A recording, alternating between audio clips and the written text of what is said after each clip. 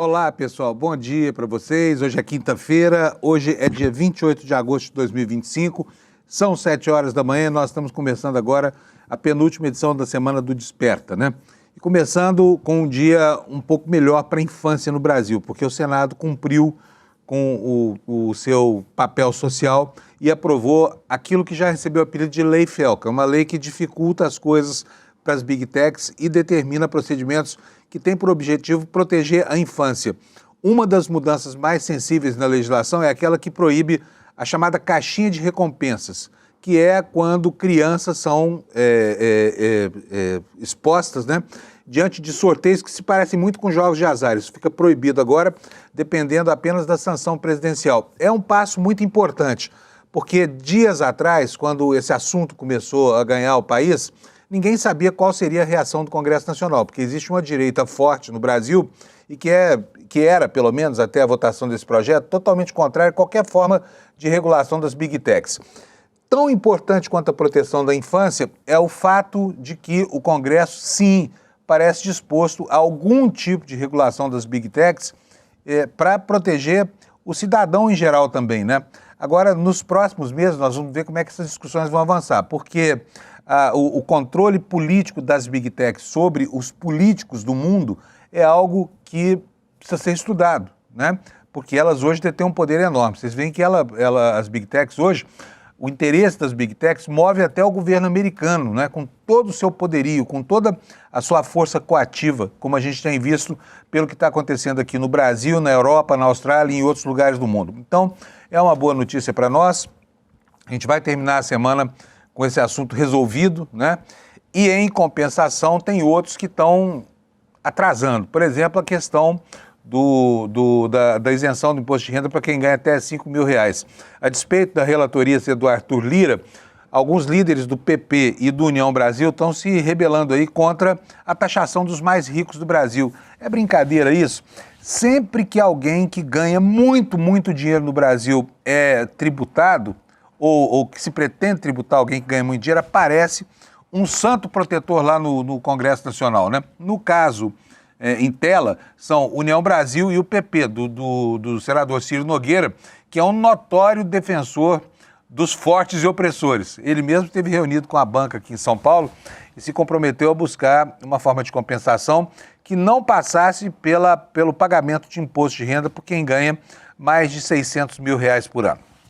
O assunto continua caminhando, mas surgiram as primeiras pedras no caminho e é com esse material que a gente vai começando o Desperta de hoje.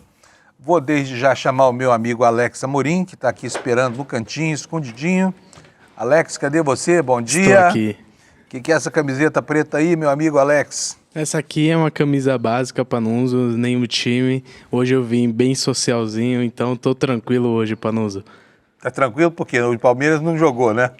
Sim, o Palmeiras foi eliminado da Copa do Brasil, por isso não jogou, então estamos fora dessa fase. Porém, ontem teve 3 grandes jogos e nisso eu vou trazer agora para nós, Panunzio. Opa, isso aí tá que tá vendo na só? tela. O Alex mudou de assunto, gente. É brincadeira falar de Palmeiras aqui, quando as coisas não estão bem pro Verdão, né? Mas vamos lá, Sim. Alex. Sem Então, sacanagem, Fábio Panunzio. Quieta. Vai lá, Alex. Então, Panunzio, ontem teve o início dos jogos de ida das quartas de finais da Copa do Brasil. O jogo entre Atlético Mineiro e Cruzeiro abriu a rodada e nisso o Cruzeiro ganhou de 2-0, mesmo jogando fora de casa, lá na Arena MRV, e teve até um golaço do Fabrício Bruno e Caio Jorge finalizou a partida. Também, às 9h30 da noite, tivemos Atlético Paranaense e Corinthians. O Corinthians, com o gol do Guinegão, ganhou de 1-0. Lembrando que o Guinegão tem 18 anos e é o terceiro jogo seguido que ele está fazendo e dando a vitória para o Corinthians. E para finalizar, tivemos Vasco e Botafogo. Um empate, foi um jogo bem equilibrado e nisso foi um ótimo resultado do Botafogo, que conseguiu esse empate fora de casa. E para finalizar, teremos Bahia e Fluminense hoje, 7h30, para finalizar essa rodada das quartas de finais da Copa do Brasil. Lembrando que os jogos de voltas está previsto para o dia 10 de setembro e dia 11 de setembro, então daqui 2 semanas teremos os definidos para as semifinais da Copa do Brasil, Panunzio. Muito bom. Você sabe que ontem eu estava voltando do aeroporto, ontem eu estive em Brasília Sim. E aí no táxi o motorista ouvindo uma emissora de rádio, os comentaristas de futebol comentando lá sobre a sigla VTNC. O que significa VTNC? Você sabe? Sim. O que é? Vim trabalhar no Cruzeiro. VTNC. Mas não é quem deu esse significado para essa sigla foi o tal Dudu, né? Sim. Mas não é o Dudu Bananinha, não, né? É. Conta pra nós a história. Então, Panuso, quando o Dudu saiu do Palmeiras pro Cruzeiro, foi uma polêmica na época, porque eu mesmo era no sábado à tarde, eu tava na casa da minha namorada, e um bom dia pra minha namorada Ana Beatriz, te amo muito. E nisso eu tava lá dormindo.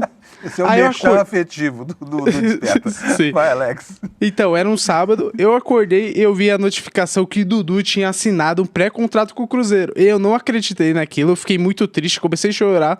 E nisso o Dudu voltou atrás e nisso ficou um clima muito ruim, porque a Leila falou assim, você foi procurar o Cruzeiro, então você assinou, você vai ter que ir. Aí ficou uma rixa muito grande entre os dois, no final das contas o Dudu não foi pro Cruzeiro.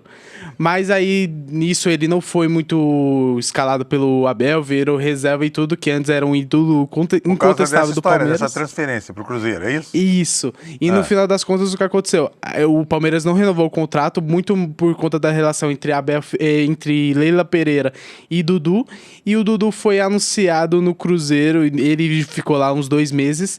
E nesse meio tempo, ele começou uma rixa também com a Leila Pereira na imprensa e tudo, com a Leila retrucando ele retrucando de lá, e ele fez um post com o VTNC pra Leila Pereira, tanto que ela moveu um processo contra ele, ele foi suspenso durante 6 jogos do Campeonato Brasileiro, e a justificativa dele foi vir trabalhar no Cruzeiro, que a gente sabe muito bem aonde ele mandou a Leila Pereira ir procurar a Caquinho.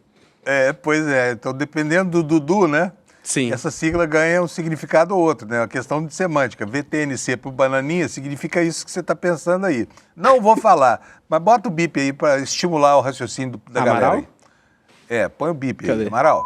Aí, Aí, boa, Amaral. Então esse bip aí é pro VTNC do Dudu Bananinha. Já Sim. o Dudu do Cruzeiro, VTNC é vir trabalhar no Cruzeiro. Sim, muito Né? importante. E essa justificativa eu não acredito até hoje. Valeu, Panúzio. Falou, Alex. Bom programa para nós aqui.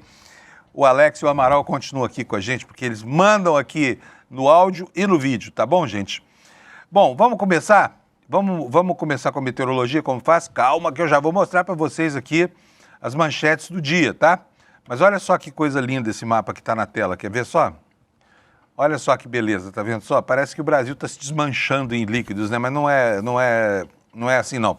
Esse aqui é o mapa da previsão, é chamado previsão numérica que o INMET faz. Ele mostra pra gente aqui onde vai chover e onde não vai chover no Brasil. A gente pode ver que tá aí, ó, nessa faixa azul aqui no norte, chuvarada, né? Na calha norte até ao sul aqui, mas ainda não chove próximo a Rondônia e ao Acre, que é onde os rios estão muito secos, né?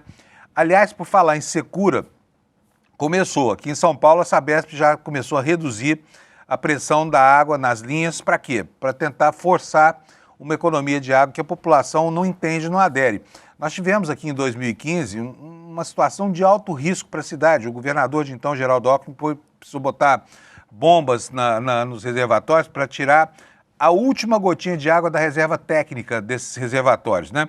E a situação caminha para isso. E o curioso é que a gente teve um ano de muita chuva, né? Choveu durante praticamente todo o inverno aqui em São Paulo, mas os paulistanos, especialmente aqueles que moram mais longe, em regiões mais altas, correm o risco de ficar sem água já em função da seca que promete por aí, né? E como a gente pode ver aqui, olha, no centro-sul do Brasil, não está previsto chuva hoje não, a não ser aqui nessa mancha aqui do estado de São Paulo, que, no entanto, não é suficiente para abastecer os mananciais que nos levam a água até a nossa casa, né? No mapa hoje dos avisos meteorológicos, olha, só tem um aviso aqui no extremo norte, entre Roraima e a Cabeça do Cachorro, de chuvas intensas, né? Que é o fenômeno normal esse ano. O resto do Brasil, todinho ele, sem previsão de nenhum evento extremo meteorológico, né? E continua aqui na região central do país o alerta para tomar cuidado nas horas mais quentes por causa da baixa umidade do ar, que vai chegar abaixo de 20%. Vamos ver aqui as temperaturas como é que ficam. Hoje aqui em São Paulo, uma manhã friazinha, mas nem tanto, né? Nós amanhecemos com 14 graus, 15 graus e uma blusa leve para vir para o trabalho, mas o friozinho continua. Eu acho bom. Em Porto Alegre a temperatura vai de 13 a 19, em Florianópolis de 15 a 17, em Curitiba, geladeira do Brasil, de 12 a 17, aqui em São Paulo de 15 a 24 graus, no Rio de Janeiro de 20 a 25, portanto é um dia de temperaturas amenas lá, ainda não é aquele calorão que o carioca gosta, né? Em Belo Horizonte nós começamos o dia com 14, vamos até 27, e aqui em Campo Grande, né, onde o dia está nublado, pode ser até que esteja chovendo agora, não sei se está, não estava até agora há pouco, mas a previsão é de chuva. A temperatura vai de 17 a 31. Aqui nessa região aqui, olha, do Distrito Federal até o norte de Goiás, sul de Tocantins, essa mancha alaranjada aqui corresponde à área onde a falta de umidade relativa do ar coloca em risco a saúde da população. Então, se você mora nessa parte aqui do território nacional, principalmente aqui no coração de Goiás, né, até o sul do Tocantins, se acautele aí nas horas mais quentes do dia, tá bom? É só isso de informações sobre a meteorologia hoje. Olha, mas tem mais uma matéria aqui sobre a chuvarada lá no sul, né? O Rio Grande do Sul não teve sossego esse ano no inverno. Muita chuva, choveu praticamente todos os dias por lá. E, segundo o G1, a chuva segue lá no sul e avança para o sudeste e o Mato Grosso do Sul, naquela área que eu mostrei para vocês, né? E o interior do país continua ainda com a secura toda. Então, essa é a previsão da meteorologia. E agora vamos passar para a previsão do dia aqui. Como é que vai ser o nosso dia hoje? O dia de hoje decorre do dia de ontem, obviamente, né? A vida é um processo dinâmico. O fotograma de ontem é bom, hein? Foi como se a vida fosse um filme aqui, mas o fotograma de ontem é bom. O Congresso Nacional brindou o país aqui com algo que era necessário, ao cabo de uma discussão muito rápida, né? Que começou de uma maneira que parecia que nada podia ser feito, mas está aí o remédio legal para a proteção da infância, que faz com que a gente tenha esta manchete aqui no na página home do nosso site. Senado aprova projeto para proteger crianças da internet, texto vai à sanção de Lula. Por quê? Porque o clima de quase unanimidade que surgiu no Congresso Nacional permitiu a aprovação pelo Senado de uma proposta que veio da Câmara sem nenhuma alteração, o que é raro, tá? E ainda mais num assunto polêmico como esse, né? Vamos ver o que nos diz aqui a nossa manchete. Eu vou ler por enquanto só as manchetes, depois a gente detalha, tá? Então o Senado aprovou ontem o projeto para proteger crianças da internet, o texto vai à sanção do Lula. Essa proposta, na verdade, estava sendo analisada já desde 2022, mas a discussão só ganhou fôlego agora, depois das denúncias do influenciador Felca, né? De outra parte, nós temos lá Bolsonaro, agora na sua gaiola de ouro, né, engaiolado pela Polícia Federal. Aliás, pela Polícia Penal lá de Brasília. Olha aqui, ó, Bolsonaro dá condenação como certa, mas aliados esperam alívio da pena. Ele apareceu aqui na frente da casa, né, e todo mundo fotografou o Bolsonaro lá. E aí, gente, começou um movimento que daqui a pouquinho vocês vão conhecer. Michele Bolsonaro criou um novo perfil no Twitter chamado Bolsonaro Livre, né? Esse desejo dessa galera parece estar bem distante do horizonte do Brasil hoje, quando a gente já está caminhando para a semana em que acontecerá o julgamento do século no Brasil, que é o julgamento dessa turma de golpistas, né, que era liderada pelo Bolsonaro e que tentou acabar com a nossa democracia. Para quê? Para impedir o Lula de assumir a presidência da República e instaurar aqui um regime clássico ditatorial de direita, que não deu certo, né? Vamos voltar aqui para as manchetes, porque eu quero mostrar o restante para vocês. Olha só, nós temos aqui um artigo de opinião do Kleber Lourenço que vale a pena ser lido, tá? Do bolso ao foro, a blindagem completa. Congresso age para travar a isenção popular e garantir impunidade à PEC das prerrogativas. O que é isso aqui? Como eu digo, vou detalhar daqui a pouco, mas ela trata de proteção aos privilégios dos mais ricos. Isso que eu falei no comecinho aqui, tá? Daqui a pouco você vai ler aqui, mas já está no ar, acabou de entrar, está quentinho aqui, sabe aquele cheiro de pão quente?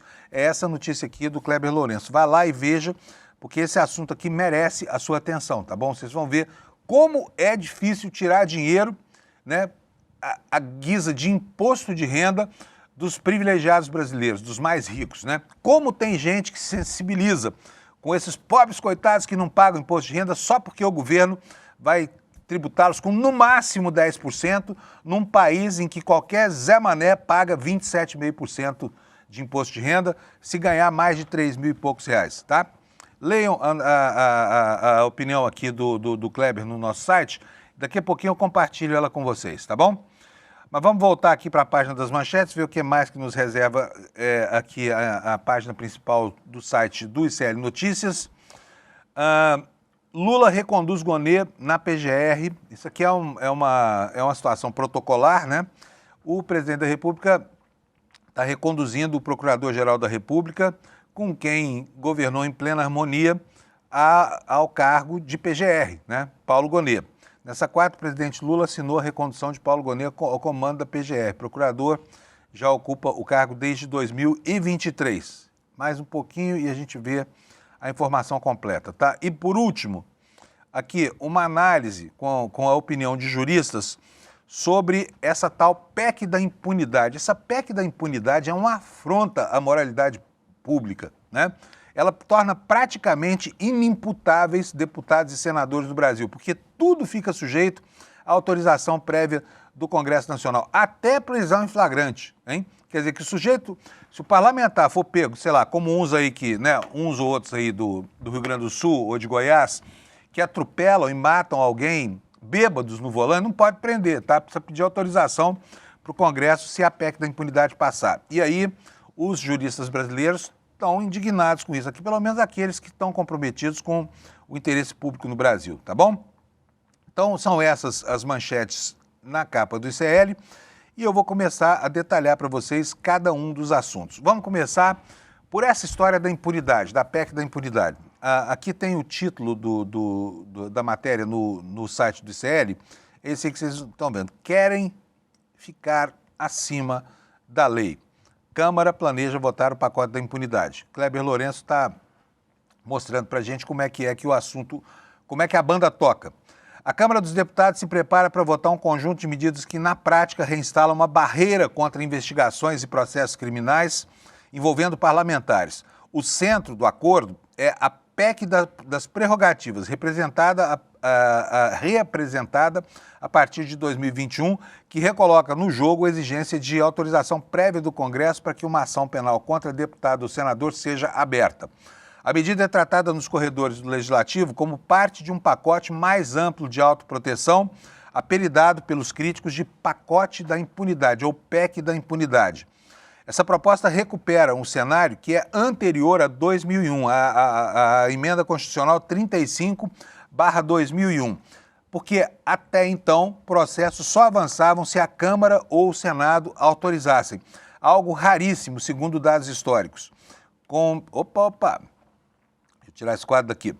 Com a mudança aprovada em 2001, as denúncias passaram a ser recebidas diretamente pelo Supremo Tribunal Federal. E aí os parlamentares só podiam intervir depois, quando a investigação já tivesse instalada, né? Pedindo a suspensão do processo.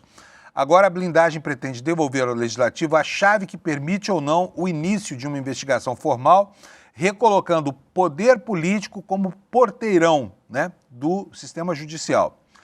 Quais são os pontos previstos por esse pacote? Presta atenção para você ver como é bom, se você é um sujeito que está enrolado com a justiça, que devotou sua vida ao crime, né, concorrer a uma vaga de deputado e senador. Sabe? Porque é muita dificuldade para punir alguém, inclusive em situação de flagrante delito. Vamos lá. O que é preciso para um deputado hoje responder a um processo? Hoje não, né, no caso de aprovação dessa PEC. Licença para processar. A ação penal só existiria se os deputados e senadores derem um aval. Sem isso, o processo é arquivado antes de começar, tá? Inimputabilidade. Prisão em flagrante restrita. Detenção só será possível em caso de crimes inafiançáveis, como, por exemplo, racismo, terrorismo, tráfico de drogas. E ainda assim, caberá à casa, em 24 horas, manter ou não o parlamentar preso. Nós já tivemos o caso aí de gente que teve helicóptero apreendido cheio de cocaína, vocês se lembram disso? Aliás, nunca deu em nada. Acabou com a punição só do piloto da aeronave, né? Hoje, casos como esse não começariam nem a investigação, seria proibido investigar para saber se há crime ou se não há crime, tá? Olha, o afastamento cautelar do parlamentar também fica proibido. Nenhum juiz desse país, inclusive os da Suprema Corte, terá poder de suspender um parlamentar do exercício do mandato, mesmo diante de provas de obstrução ou destruição de evidências. Quer dizer, se eles estiverem lá tentando obstruir o processo judicial, não tem problema. Para eles são deputados, senadores, está tudo beleza, tá? Não tem problema nenhum. Cautelares travadas. Medidas que afetam diretamente o mandato, como restrições de comunicação ou afastamento de funções, é mais ou menos o que está acontecendo com o Bolsonaro, que não tem mandato, mas está sofrendo essas medidas aqui. Elas só terão validade após a confirmação pelo plenário do Supremo Tribunal Federal. Antes disso, provas podem ser comprometidas. Mandados sob amarras, buscas em gabinetes e residências parlamentares dependerão exclusivamente do Supremo e terão de ser acompanhados pela Polícia Legislativa. Então, aqui só muda essa questão de ter a Polícia Legislativa junto, né? Quer dizer, a Polícia Federal não pode mais visitar um gabinete ou a casa de um deputado ou senador se não tiver junto um policial legislativo, né? E aí fica aqui a pergunta, por exemplo, como é que fica a busca e apreensão em um escritório político fora de Brasília, na base eleitoral do deputado ou senador? Isso simplesmente inviabiliza esse tipo de trabalho, né? Porque tem que primeiro avisa a Polícia Legislativa, olha, amanhã vamos lá no deputado Zé das Couves, manda lá seu pessoal, porque senão a gente não pode entrar na casa dele ou no escritório onde está a prova dos crimes que ele está cometendo, ou da corrupção que ele está cometendo, tá?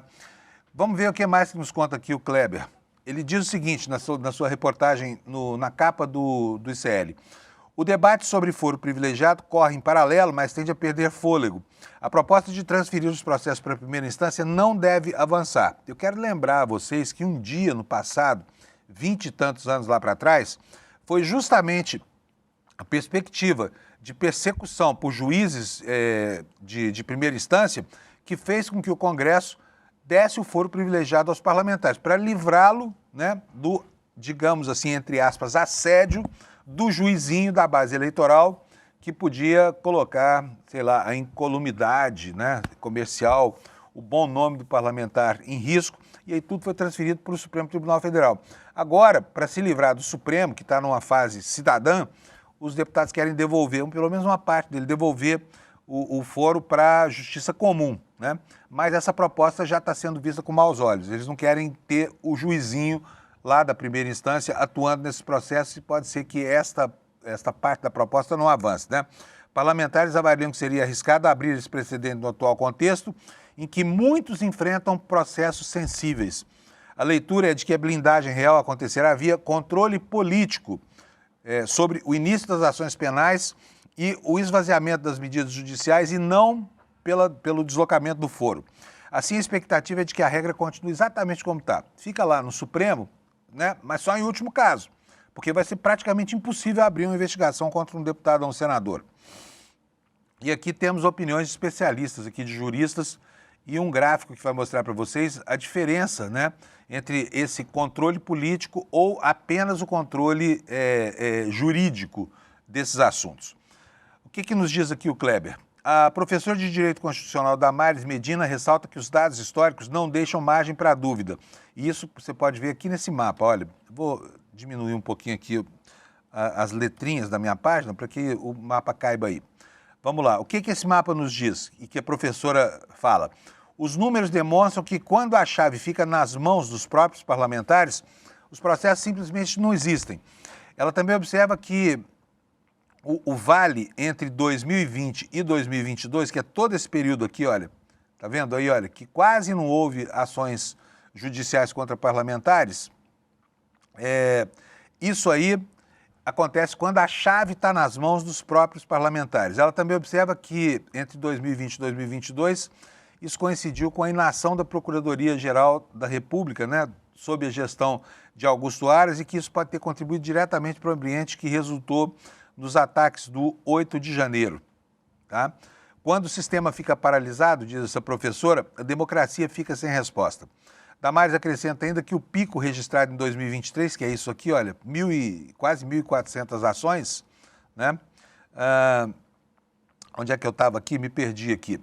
Acrescenta que o pico registrado em 2023 mostra justamente o oposto. Quando o Ministério Público retoma sua atuação sem barreiras políticas, os processos aparecem, inclusive em casos que envolvem ataques ao regime democrático.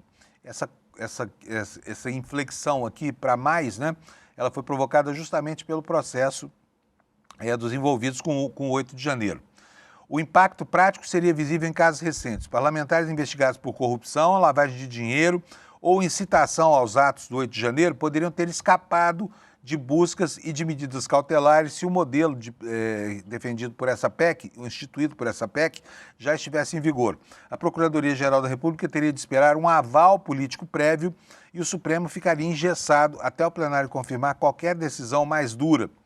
A disputa, nos diz aqui o Kleber Lourenço, agora é política. Lideranças do Centrão e do PL pressionam pela aprovação, enquanto setores do governo e partidos de esquerda resistem. E aí é engraçado notar, né, que os tais defensores das virtudes absolutas dos políticos, especialmente do Bolsonaro, né, são que querem endurecer o jogo. Porque o PT, que eles chamam de partido corrupto, e o Lula, que eles reputam como ladrão, querem o contrário, né? Querem que a justiça possa agir com mais liberdade, né? Então vamos lá. Na avaliação de membros do governo, o avanço desse projeto fragiliza também a imagem do presidente da Comissão Mista de Orçamento, Hugo Mota. Como foi ele quem permitiu que a proposta fosse pautada, tende a concentrar as críticas caso a PEC prospere, né? Matizando a imagem dele. Mota é visto como alvo preferencial da insatisfação pública e política. Para aliados, a postura dele cada vez mais revela fraqueza. Ora promete ao bolsonarismo, ora ao governo, mas não entrega nada de forma consistente. A leitura de que a condução errática dele mostra ou demonstra mais submissão do que liderança e a sua imagem sai do processo ainda mais desgastada, né? Então está aqui, está posto o problema. Gente, é um baita de um absurdo. Fala sério. Transformar cidadãos que devem prestar contas à opinião pública em pessoas inatingíveis ou inalcançáveis pela lei, podem abusar dela, como a gente tem visto acontecer de fato no Brasil. Ainda hoje, né, numa situação em que é possível abrir investigações por iniciativa do Ministério Público ou da polícia, eles dificilmente são condenados. E a gente vê que o impulso criminoso é algo impressionante, tem uma força gigante lá no Congresso Nacional, a julgar só, por exemplo, pelo que a gente tem visto no mau uso das emendas parlamentares, né, que saem já carimbadas com destino certo e não raro, em um bom percentual, que pode ser de 25% a 30% dos casos, essas emendas batem lá no bolso da empreiteira, contratada pela prefeitura, e acabam voltando, pelo menos uma parcela dela, para o bolso dos parlamentares. Tudo isso agora vai ficar impossível de ser apurado caso essa PEC passe, né? Caso essa PEC ganhe a aprovação da maioria dos deputados e senadores. E quais são outras consequências disso? Olha, hoje já há uma crítica de muitos juristas que acham que há uma inconstitucionalidade nisso. Tema da próxima manchete aqui na capa do site do ICL. Tá aí, ó, juristas apontam risco de inconstitucionalidade em um pacote da impunidade. Proposta em discussão no Congresso reacende debate sobre separação de poderes, autonomia do Ministério Público e proteção da democracia. Mais uma matéria do Kleber. O que ele nos conta aqui? O chamado pacote da impunidade, que reúne a PEC das prerrogativas e a PEC do fim do foro privilegiado, elas voltaram à pauta da Câmara nesta quarta-feira em meio a fortes críticas de juristas e especialistas em direito constitucional. O conjunto de propostas é visto como uma tentativa de ampliar proteção a parlamentares e reduzir o alcance das investigações em um momento em que cresce a pressão da oposição pela anistia dos envolvidos nos atos do 8 de janeiro, especialmente a anistia do maior deles, né, do tubarão, Bolsonaro. O debate reacende antigas discussões sobre a efetividade do controle do poder político e a necessidade de preservação das cláusulas pétreas da Constituição. A advogada constitucionalista Damares Medina, que nós já vimos aqui agora há pouco ao analisar a proposta, apontou que a reintrodução de filtros políticos prévios para investigações contra parlamentares pode significar um retrocesso institucional. E ela lembra que esse mecanismo foi abolido pela Emenda Constitucional 35 de 2001, portanto, já num passado muito distante, né? O jurista Pedro Serrano, advogado muitíssimo bem reputado, chama atenção para um aspecto específico considerado ainda mais grave, que é a ausência de menção aos crimes contra a democracia entre as exceções que permitiriam responsabilizar parlamentares. Segundo ele, ampliar a impunidade ou a imunidade para abranger esses delitos configuraria uma afronta direta às cláusulas pétreas da Constituição que protegem a inviolabilidade das eleições livres e periódicas. O que disse o Dr. Pedro Serrano? Não se pode admitir emendas constitucionais que subtraiam do Estado a capacidade de defender a democracia, mesmo diante de crimes cometidos por parlamentares contra ele. Ampliar a imunidade parlamentar para abranger crimes contra a democracia parece-me inconstitucional, disse Pedro Serrano, por violar as cláusulas pétreas que garantem a inviolabilidade das eleições livres e periódicas. A advertência traz à tona o risco de o Congresso criar um escudo que fragilize os mecanismos institucionais de proteção ao regime democrático. Agora vamos tratar de um assunto colateral aqui. Bom, nós estamos aí há pouquíssimos dias, né? Sexta, sábado, domingo, segunda, e aí já vem a terça-feira. Portanto, são 4 dias se você excluir o dia de hoje e o dia do fato que eu vou mencionar agora, que é o início do julgamento do senhor Jair Messias Bolsonaro, o chefe da quadrilha que tentou golpear o Brasil, né? E na internet surgiu um curioso movimento. Vou mostrar aqui para vocês. Vou pedir para o Alex colocar na tela para mim esses slides aqui. A dona Michele Bolsonaro fez vários posts ontem chamando para seguir esse perfil aqui, ó, Bolsonaro Livre-e. Bolsonaro Livre-e. Seria, segundo ela, um movimento pela liberdade do Bolsonaro que ganha força total. Não sei que força que ganha, porque não é a opinião pública quem vai definir isso aqui, né? E o mote da campanha é o quê? É a afronta da polícia que se pôs a vigiar a casa onde o Bolsonaro está preso, porque o Bolsonaro hoje é um prisioneiro, como qualquer outro. Só está em casa por uma concessão do ministro Alexandre de Moraes. Poderia tê-lo colocado na cadeia, mas tem lá, é idoso, tem problemas de saúde, então ele... Opa, passei aqui sem querer. Então o Bolsonaro foi parar na prisão, na casa dele, mas ele está preso lá, não pode sair de lá. Como ele 2 vezes, pelo menos, já fez movimentos no sentido de fugir do país, a primeira em 2024, quando ele ficou 4 dias dentro da Embaixada da Hungria, morrendo de medo de ser preso. E depois, naquela carta que foi encontrada agora, na última busca e apreensão dos telefones celulares dele, em que ele pedia asilo político ao presidente Javier Milei da Argentina, né? Então tá aí, surgiu esse movimento. Olha, Michele Bolsonaro, fazendo aqui, às vezes, da esposa dedicada, né? Lançando esse movimento pela liberdade Jair Bolsonaro. Aí vamos ver o que é isso aqui, né? Tá aqui de novo a dona Michele com outro post aqui. O perfil é dela, certamente as artes não são e o texto também não, né? Novo perfil do X para provar a inocência do presidente Bolsonaro. Provar de que forma, meu Deus do céu, né? E aqui uma enquete. Você é a favor da liberdade do Bolsonaro e dos presos políticos? Sim ou não? Como se houvesse algum preso político no Brasil, né? E os aliados do Bolsonaro, da mesma forma, tentando produzir aí um clima, né, na medida em que se aproxima o julgamento. Olha só, nem a imprensa, diz Carlos Jordi nesse post aí, consegue defender essa medida autoritária e absurda contra o presidente Bolsonaro. O Brasil é oficialmente um estado de exceção. Agora, é engraçado, né? Porque essa gente nunca se levantou para observar a situação de preso nenhum. Não são eles que falam que tem que matar, que tem que prender. Não são eles os famigerados defensores do encarceramento em massa. O Brasil tem a 3ª maior população carcerária do mundo. São 800 mil brasileiros engaiolados. Nunca se importaram com isso. Agora, com o Bolsonaro preso em casa, estão super sensíveis aí. Aqui está o Carlos Jordi dizendo digamos assim, esta atrocidade.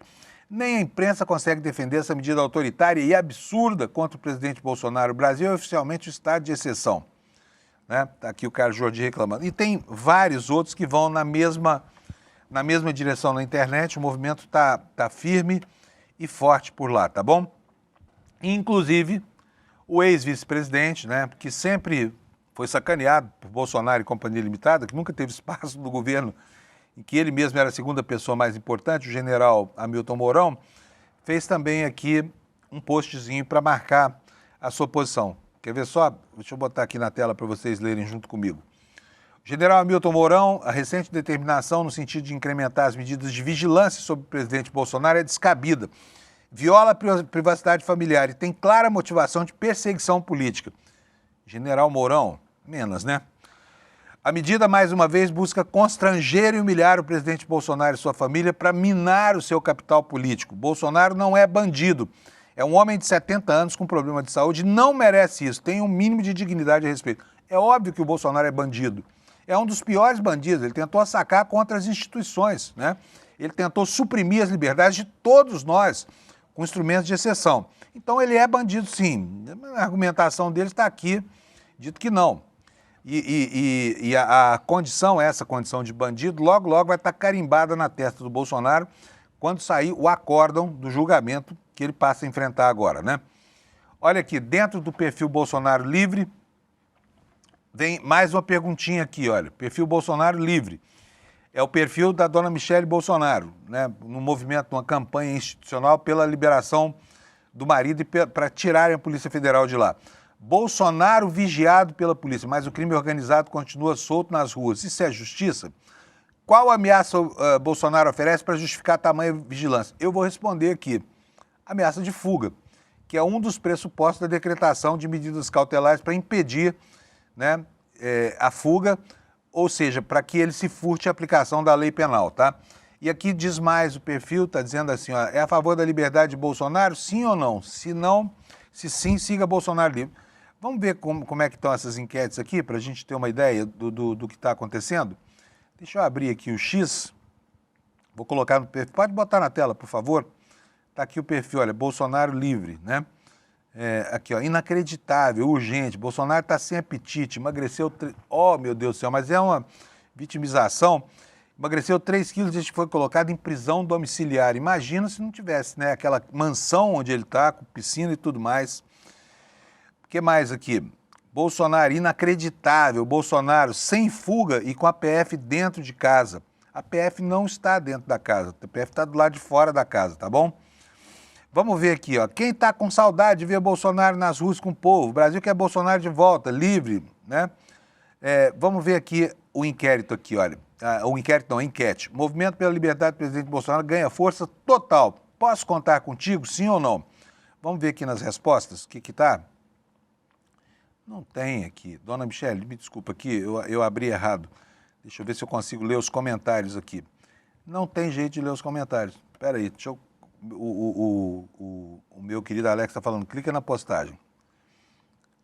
Aqui aparecem fotos, né? Paulo César, falo sempre, repito, esse é o preço de quem tem poder na mão, desdenha dele, ao invés de tomar atitudes corretas contra inimigos. Lamentável.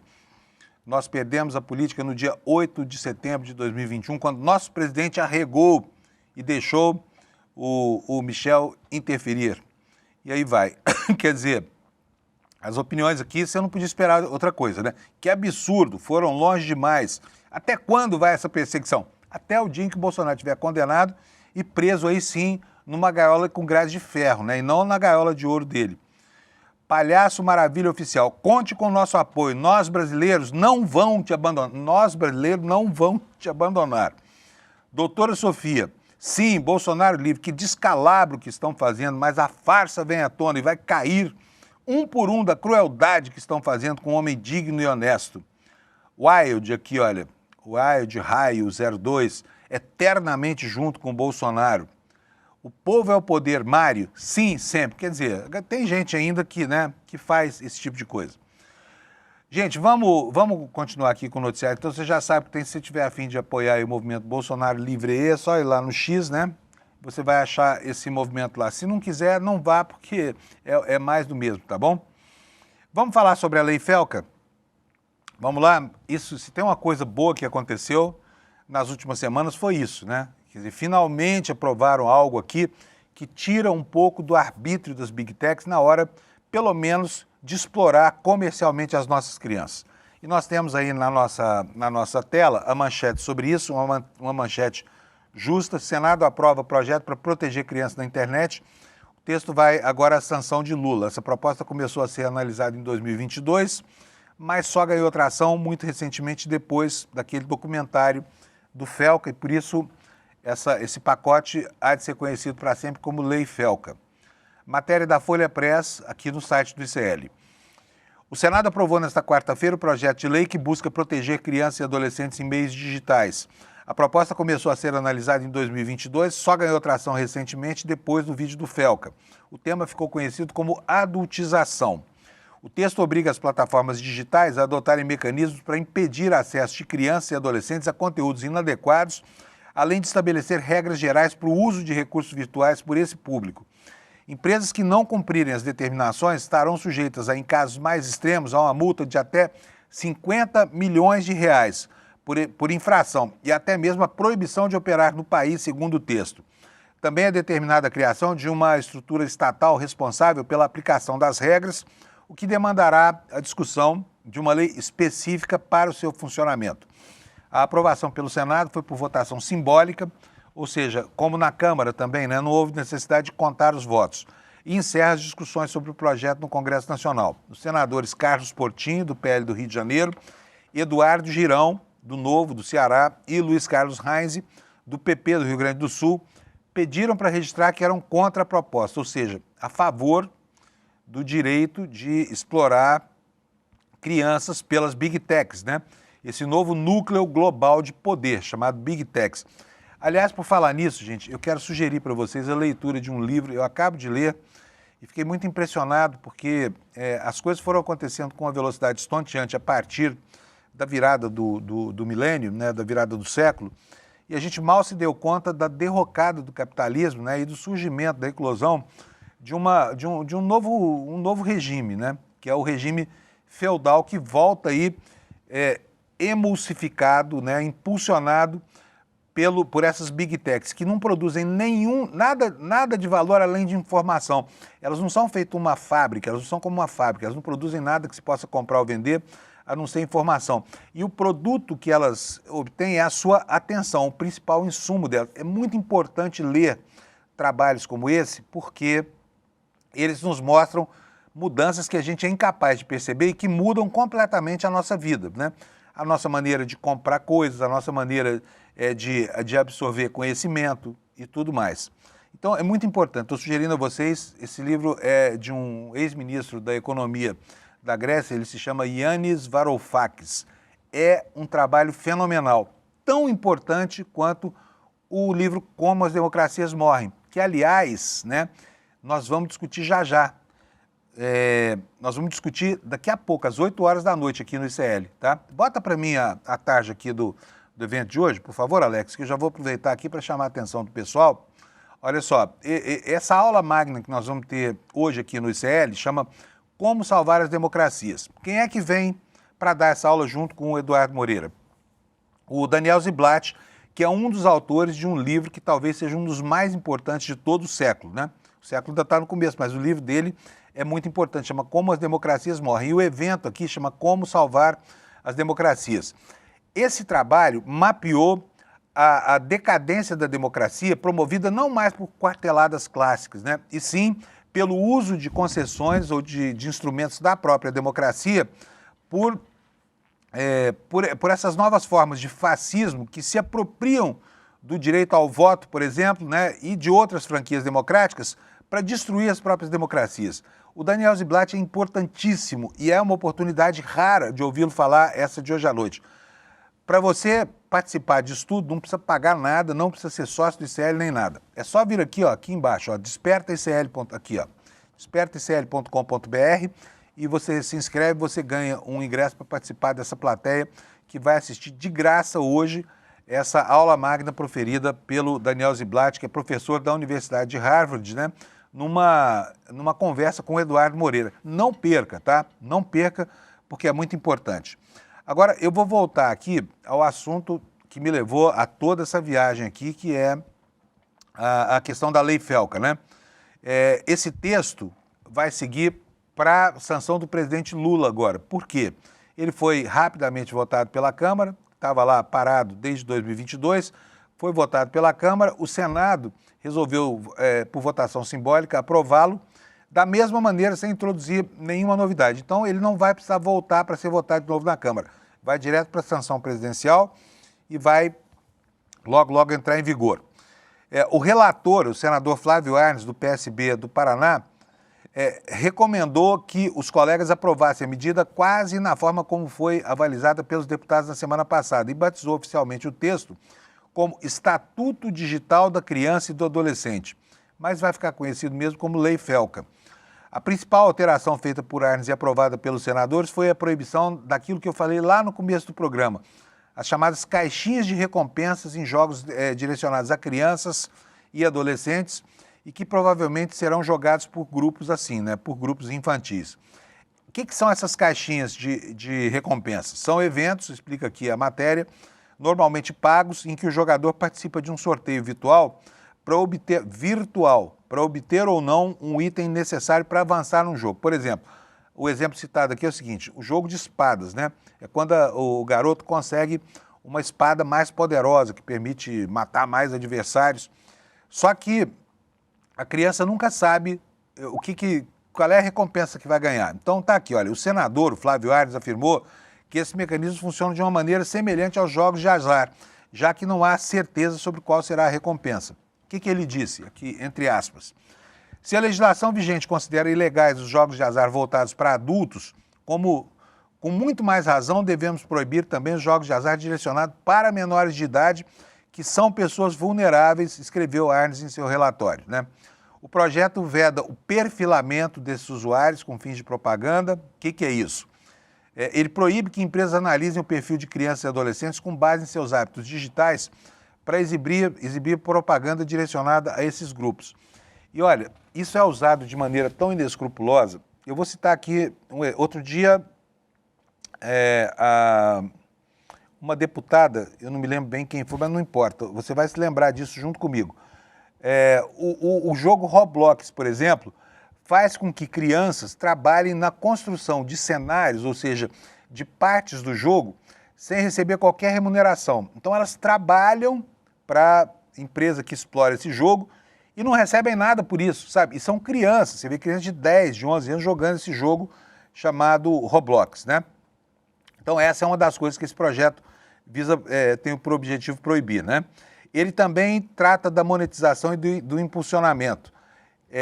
E proíbe o impulsionamento que retrate crianças e adolescentes de forma erotizada ou de maneira sexualmente sugestiva. O que é monetização? Monetização é o pagamento pelos produtores de conteúdos das plataformas digitais, né, que é feito a quem desenvolve uma parte do jogo ou para quem gera um conteúdo muito atraente, que tem uma perfusão muito grande nas redes sociais, né? O texto aprovado prevê remoção do conteúdo caso haja uma decisão judicial ou após as plataformas serem comunicadas a respeito da violação dos direitos das crianças e dos adolescentes em caso de exploração ou abuso sexual, violência, intimidação, assédio, automutilação, suicídio, promoção de jogos de azar, tabaco ou bebidas alcoólicas, pornografia, entre outros.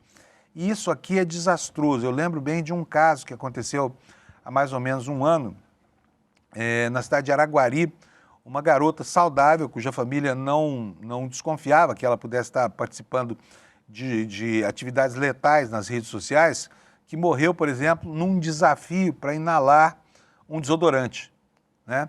Ela inalou o desodorante e foi a óbito. E esse tipo de desafio, visando a automutilação, você se lembra da baleia azul, né? Coisa de 2 ou 3 anos atrás, o jogo da baleia azul, em que adultos manipulavam crianças para que elas se automutilassem, né? Houve até casos supostos aí de suicídio. Então, tudo isso é muito triste, tudo isso fica banido do cenário com essa legislação que visa coibir esse tipo de conduta, né? Aqui tem algumas anotações de opiniões de parlamentares. Olha, vou dizer aqui para vocês, pode até parecer estranho, porque a direita brasileira é avessa a qualquer tipo de controle, mas não nesse caso, né?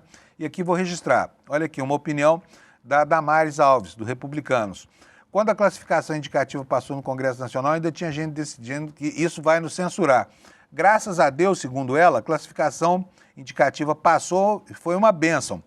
A gente agora está fazendo a mesma coisa, declarou a senadora Damares Alves, tentando se justificar para o eleitorado que é avesso a qualquer forma de regulação, né? O líder do PL na Câmara, Carlos Portinho, ele expôs uma divergência nesse ponto. Ele disse o seguinte, ó, não estou nada seguro para votar a favor desse projeto porque isso me cheira a cavalo de Troia. Depois que abrir essa porteira para o controle das redes sociais, não se fecha nunca mais. E aqui vem o fulcro da questão. É muito importante defender a infância, mas tão importante quanto defender a infância é saber que no Congresso Nacional existe sim abertura para regulação dos efeitos deletérios dessas tais big techs, né? Que desafiam, inclusive, né, a jurisdição das nacionalidades, que desafiam a institucionalidade, o poder, por exemplo, de entidades como um tribunal constitucional que fica impedido de aplicar a Constituição e até a lei penal em um país, o que não acontece só no Brasil, acontece no mundo inteiro, tá bom?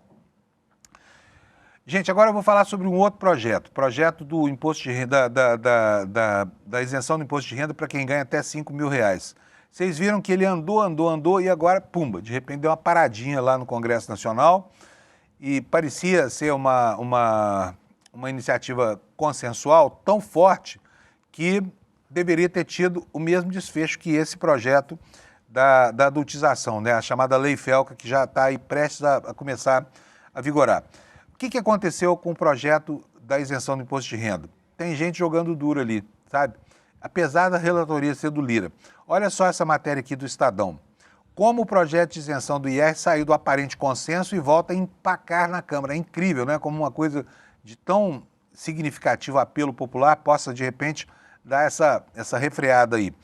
O que diz aqui o intertítulo da matéria? Os líderes do Centrão reabriram o debate sobre a tributação da alta renda. Não querem que os multimilionários paguem imposto de renda.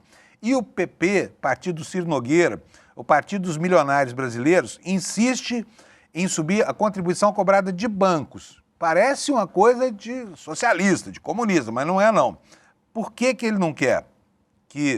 Por que ele quer que os bancos sejam mais... Eles, né, querem que os bancos sejam taxados com mais vigor para isentar as pessoas físicas dos milionários, tá? De ter que pagar imposto de renda que você certamente paga todo santo mês já descontado no seu contra-cheque, né? E o PL, o partido do Bolsonaro, fala em taxar as bets ou derrubar todo tipo de compensação para cobrir a renúncia fiscal. Ou seja, o PL não quer que ninguém pague nada por isso, tá? Deixa lá, dá isenção, mas ninguém precisa cobrar dos ricos também. Vou ler aqui para vocês a matéria do Estadão. Ela diz o seguinte: a tramitação em regime de urgência do projeto de isenção do imposto de renda para quem ganha até 5 mil mensais, aprovada de forma simbólica e sem despertar conflitos na Câmara dos Deputados na semana passada, parecia indicar a votação em plenário nesta semana sem obstáculos, como aconteceu com a Lei Felca. Com o experiente deputado Arthur Lira à frente do projeto, a expectativa era de que essa proposta seria votada com poucas alterações. Só que não, né? Porque aí 2 líderes do Centrão, empoderados pela federação do PP com o União Brasil, decidiram reabrir a discussão sobre a tributação da alta renda, que é uma medida de compensação à renúncia fiscal da isenção do imposto de renda. Quem são os 2? Anota aí esses nomes. Alô, pessoal do Piauí, Ciro Nogueira, hein? Olha só o que esse cara está fazendo. Alô, pobres do Piauí, não percam esse senhor de vista. Ciro Nogueira e Antônio Rueda. Quem é o Rueda? O Rueda é o presidente do União Brasil e o Ciro Nogueira é o presidente do PP. Eles 2 avisaram, aliás, que vão insistir em alternativas à tributação dos mais ricos. Procurado pela reportagem do Estadão, Rueda não comentou. Mas o Ciro Nogueira afirmou que esse é o discurso do governo Lula para evitar que a proposta dele de tributar os grandes bancos avance. O PP vai insistir na tese de subir a contribuição social sobre o lucro líquido, a CSSL, que é cobrada dos grandes bancos com lucros acima de 1 bilhão. Portanto, são só os maiores, tá? Os menores não. O assunto chegou a ser discutido na comissão especial que tratou do projeto do IR antes do recesso parlamentar de julho, só que não prosperou. A ideia era usar a arrecadação para reduzir a taxação da alta renda. Lira, que é um dos influentes políticos do PP, foi por outro caminho. Ele manteve a tributação de até 10% sobre dividendos da alta renda e de investidores estrangeiros, mas fez concessões ao agronegócio, retirando da cota dos mais ricos a maior parte da renda do produtor rural. A proposta do governo mantida no relatório de Lira prevê que quem ganha a partir de 600 mil por ano, que corresponde a um salário de 50 mil por mês, e paga menos IR do que o previsto para a sua faixa de renda, deverá ser tributado adicionalmente. A alíquota é crescente e chega a 10%, mas só para quem ganha a partir de R$1.200.000 por ano. Ou seja, R$100 mil por mês ou mais. O deputado Cláudio Cajado, do PP da Bahia, afirmou que já elaborou uma emenda para apresentar na votação em plenário. Com a taxação dos grandes bancos, ele afirma que vai ser possível aumentar a faixa que tem acesso ao desconto do imposto de renda. Esse limite foi elevado de 7 mil para 7.350 por lira, com o argumento de que o projeto original do governo escondia um excesso de arrecadação. O que ele disse sobre isso? Ele falou: o governo está querendo arrecadar mais do que precisa para esse projeto. O que diz esse deputado? Queríamos reduzir a alíquota de tributação sobre a alta renda, mas Lira teve receio da narrativa e preferiu usar o excesso de arrecadação para aumentar o limite. Espero que ele aceite agora a minha proposta de usar a CSLL para ampliar o limite para R$ 7.590, o que pode ajudar 500 mil de pessoas, disse o deputado Cajado. A contrariedade do PP e do União Brasil encontrou eco na oposição mais radical, que acredita que a compensação é um problema do Lula, tá? Quer deixar a conta para o governo pagar sem apontar de onde vai sair o dinheiro. O PL elaborou uma emenda ao texto que vai ser levada à votação em plenário para derrubar qualquer tipo de compensação, e isso custaria 25,8, quase 26 bilhões de reais ao governo no ano que vem. Vamos seguir mais um pouquinho aqui com as opiniões desses deputados de direita. Joaquim Passarinho, deputado do PL, partido do ex-presidente Bolsonaro, afirma que o partido é contra qualquer tipo de tributação, mas a opinião dele é de que é preciso encontrar uma solução para não ferir o princípio da neutralidade, ampliar gastos sem previsão de receita. Ele integra um grupo de políticos que prefere tributar as bets, as empresas de apostas online, para compensar a isenção do IR. Ou seja, gente, tudo para deixar quem ganha muito livre dessa história tosca de pagar imposto de renda, porque pagar imposto de renda no Brasil é para ralé, é para o andar de baixo, é para os pobres, né? Esse sim é que tem que sustentar a máquina pública, porque os ricos dela só precisam mesmo do asfalto lisinho nas rodovias, da água tratada no cano da casa e do esgoto, né? Para não incomodar. Assim mesmo com imposto, com o esgoto, eles não se incomodam muito, não. Então é isso, gente. Assim começamos esta quinta-feira, nesse clima, né? E você já está bem informado, já pode discutir esses temas com seu colega de trabalho daqui a pouco, quando chegar ao trabalho. E aproveita para dizer para ele do nosso evento de hoje, tá? 8 da noite, vou repetir, Como Salvar as Democracias, uma aula magna com o professor Daniel Ziblatt, da Universidade de Harvard, com a participação do Eduardo Moreira. E você na plateia, não precisa pagar nada, não precisa ser da comunidade, não precisa nada, é só assistir. E para assistir você pega lá o seu link, o seu ingresso no despertaicl.com.br, tá bom? Assim eu me despeço de vocês, desejando uma ótima quinta-feira, dizendo que vem aí o N1 e eu volto amanhã às 7 horas da manhã para a gente encerrar a última semana antes do julgamento de Jair Messias Bolsonaro, aquele que tentou golpear a democracia brasileira. Tchau, obrigado pela audiência, até amanhã. Chegou o grande dia e eu tenho certeza que está todo mundo ansioso para aprender com um dos maiores professores do mundo. Hoje, às 8 horas da noite, Daniel Ziblatt, professor de Harvard, autor de Como as Democracias, vai dar uma aula inédita, exclusiva e traduzida para o português aqui no ICL. 1 hora antes dessa aula, se você já está inscrito ou inscrita, vai chegar no seu e-mail e no WhatsApp, no grupo de WhatsApp, o link para você clicar e já entrar na sala de espera. Se você não está inscrito ou inscrita, não perde a chance. Que sorte que você está assistindo esse vídeo. Clique aqui no link e se inscreva gratuitamente. À noite a gente se vê.